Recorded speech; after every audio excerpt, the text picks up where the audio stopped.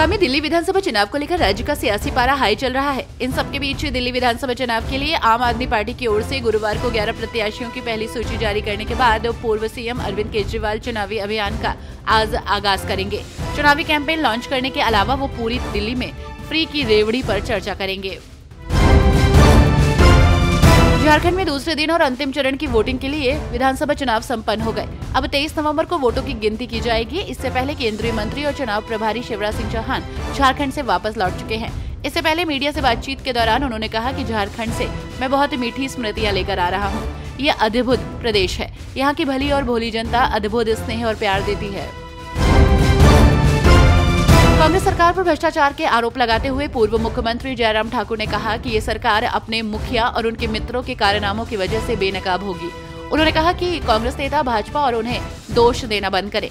कांग्रेस ने झूठी गारंटियां देकर देश की जनता को भ्रमित करने का प्रयास किया, लेकिन उन्हें कहीं कामयाबी नहीं मिली। अपने बयानों को लेकर अक्सर चर्चा में रहने वाली भाजपा सांसद और फिल्म अभिनेत्री कंगना रनौत के खिलाफ राष्ट्रद्रोह और किसानों के अपमान के मामले में कोर्ट द्वारा नोटिस जारी किया गया है। Special court MP MLA Anuj Kumar Singh ने हिमाचल प्रदेश के मंडी क्षेत्र से भाजपा सांसद और प्रसिद्ध फिल्म अभिनेत्री कंगना रनौत के विरुद्ध नोटिस जारी कर 28 नवंबर को अपना पक्ष रखने के लिए आदेश दिया। राष्ट्रद्रोहवाद में अभिनेत्री के पते पर नोटिस भेजा गया है।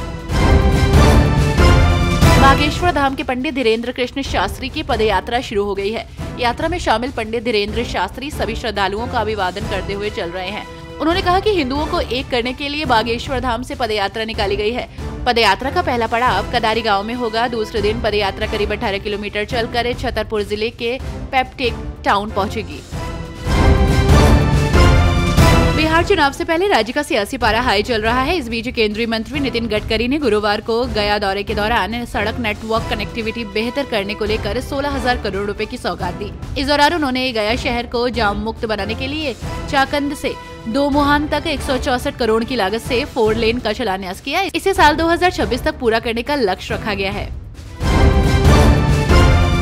राजमहल से भाजपा प्रत्याशी अनंत ओझा के चुनाव अभिकर्ता रामानंद साह ने गंभीर आरोप लगाए हैं। उन्होंने कहा कि राजमहल सीट के 3 दर्जन मतदान केंद्रों पर बोगस मतदान हुआ। इसके लिए उन्होंने साक्ष्य के रूप में पेन ड्राइव दिया है। उपायुक्त हेमंत सती ने शिकायत मिलने के बाद वीडियोग्राफर को संबंधित मतदान केंद्रों का वीडियो फुटेज उपलब्ध कराने को कहा है। साधुओं को नपुंसक बनाने के मामले में पंजाब हरियाणा हाईकोर्ट ने फैसला सुरक्षित रख लिया है। हाईकोर्ट के फैसले के बाद इस केस का ट्रायल जल्द शुरू हो सकता है। सीबीआई कोर्ट ने डेरा मुखी गुरमीत राम रहीम को इस केस की डायरी और गवाहों के बयानों की कॉपी सौंपने का आदेश दिया था। इसके खिलाफ सीबीआई ने हाईकोर्ट में याचिका दायर की थी। पंजाब सरकार ने पंजाब एवं हरियाणा हाईकोर्ट में दिए अपने हलफनामे के अनुसार 25 नवंबर से पहले निकाय चुनाव का नोटिफिकेशन जारी कर दिया। इससे राजनीतिक दलों में हलचल तेज हो गई है। माना जा रहा है कि सरकार दिसंबर महीने में ही चुनाव प्रक्रिया पूरी कर लेगी। इस वजह से नगर निगमों और नगर काउंसिलिंग में विकास कार्य तेज किए गए हैं।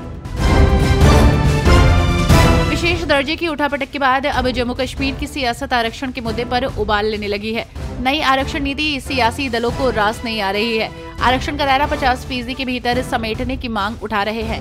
नेकान के भीतर भी आरक्षण नीति में बदलाव की आवाज उठ रही है। नेकान सांसद आगा सैयद रोहुल्ला ने प्रदेश सरकार को 22 दिसंबर तक का अल्टीमेटम देते हुए मुख्यमंत्री आवास पर धरने की चेतावनी दी है।